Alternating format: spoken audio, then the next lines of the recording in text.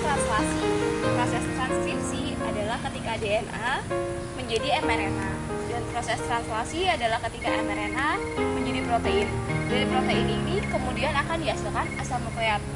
Pada proses translasi, triplet kodon akan dipasangkan dengan antikodon dari tRNA.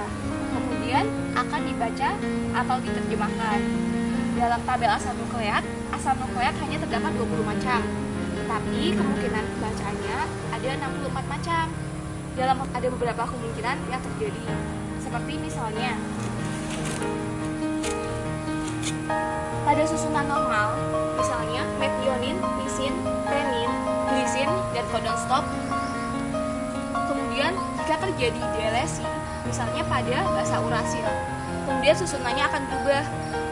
AUG metionin, AAG lisin yang tadinya penil menjadi leusin karena delesi urasil. Kemudian akan merubah susunan selanjutnya, misalnya dari glisin menjadi alanin, dan itu akan terjadi seterusnya. Kemudian ada insersi. Insersi itu ketambahan basa urasil. Misalnya AUG, kemudian U masuk, langsung menjadi codon stop. Ini akan menghentikan proses penerjemahan asam nukleat tersebut. Contoh sederhana dari proses ini adalah, misalnya, ini normal atau yang benar, the dog and the rat. Kemudian T ini mengalami delesi atau hilang.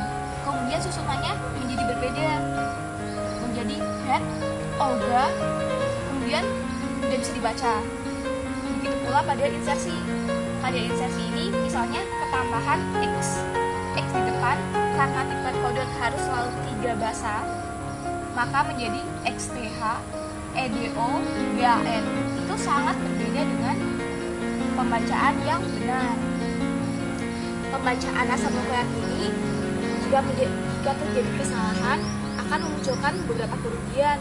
Misalnya terjadi mutasi. Contoh penyakitnya adalah anemia sel bulan sabit, atau selnya itu menjadi tidak bulat tapi berbentuk seperti bulan sabit. Namun pada beberapa kasus rekayasa protein ini digunakan untuk pembentukan protein-protein yang kemudian digunakan menjadi enzim.